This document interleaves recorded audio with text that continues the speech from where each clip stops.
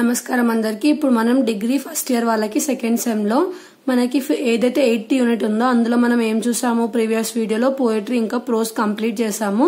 So ఇప్పుడు మనకి first grammar topic ఏముందంటే సిమిలీ ఇంకా మెటాఫర్ ఉంది.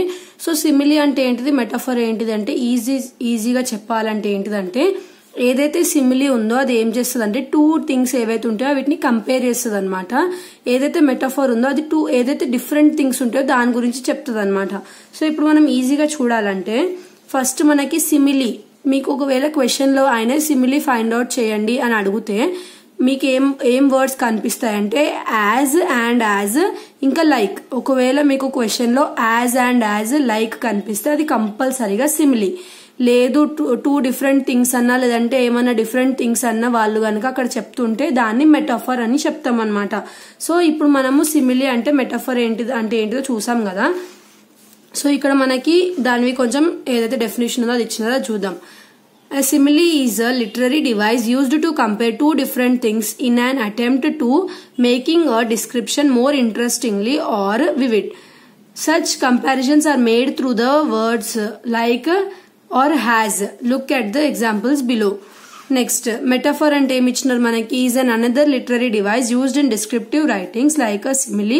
It compares two different things, but unlike a simile, a metaphor equates the two things directly without using the words like or as. So ikkada evaithe paina unnayo ivi two things ni compare chestayi, but ikkada compare chesటప్పుడు as has అనేది use అవుతుంది, like అనేది use అవుతుంది. అదే metaphor కూడా two different things ని compare చేస్తుంది, but ఇక్కడ as ఇంకా లైక్ అనేది యూజ్ అవ్వదు. సో అదే ఈ రెండింటి మధ్యలో డిఫరెన్స్. ఇప్పుడు మనము ఫస్ట్ ఎగ్జామ్ మనకి ఏదైతే ఎక్సర్సైజ్ ఉందో అందులో ఫస్ట్ ఏముందో చూద్దాం. I wandered lonely as a cloud. So మనకి హ్యాజ్ ఉంటే ఏంటిది సిమిలీ. సో ఇది మనకి ఏంటిది simile. Next, bells for the feet of blue pigeons frail as a dragonfly's wings. So ఇక్కడ మనకి ఏమన్నారు హ్యాజ్, క్వశ్చన్ లో హ్యాజ్ కనిపించిందా simile. Next, all experience is an arch. ఇక్కడ మనకి యాజ్ అన్నా లైక్ అన్నా ఉందా లేదు. సో ఇదేంటిది మనకి మెటాఫర్. నెక్స్ట్, ఇక్కడ మొత్తం క్వశ్చన్ లో మనకి ఇక్కడ యాజ్ ఇంకా లైక్ అనేది ఉందా లేదు. సో ఇదేంటిది మనకి మెటాఫర్. నెక్స్ట్, ఇక్కడ మనకి కింద క్వశ్చన్ లో ఎక్కడైనా యాజ్ ఇంకా లైక్ ఉందా లేదు. సో ఇదేంటిది మెటాఫర్. నెక్స్ట్, కింద ఇంకొక క్వశ్చన్ లో మనకి యాజ్ ఇంకా లైక్ ఉందా లేదు. సో ఇది ఏంటిది మనకి మెటాఫర్. నెక్స్ట్, ఈ క్వశ్చన్ లో మనకి యాజ్ ఇంకా లైక్ ఉందా. The huge banian tree stood like a problem.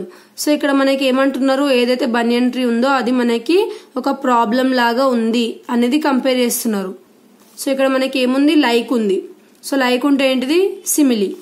Next, ఈ మనకి కింద లైన్ లో యాజ్ ఇంకా లైక్ ఉందా. సో హ్యాజ్ ఉంది, ఇది మనకి సిమిలీ, బట్ ఇక్కడ మెటాఫర్ అని ఇచ్చారు. నెక్స్ట్ లైన్ లో మనకి హ్యాజ్ ఇంకా లైక్ అని ఉందా, లైక్ అని ఉంది. సో ఇది ఏంటి మనకి సిమిలీ. నెక్స్ట్ క్వశ్చన్ లో మనకి హ్యాజ్ ఇంకా లైక్ ఉందా, హ్యాజ్ ఇంకా లైక్ అనేది లేదు. సో ఇది ఏంటిది మనకి మెటాఫర్. నెక్స్ట్ లైన్ లో హ్యాజ్ ఇంకా లైక్ అనేది ఉందా, లైక్ అనేది ఉంది. సో లైక్ అని ఉంటే మనకి ఏంటిది సిమిలీ. నెక్స్ట్, లైక్ అనేది ఉంది సిమిలీ.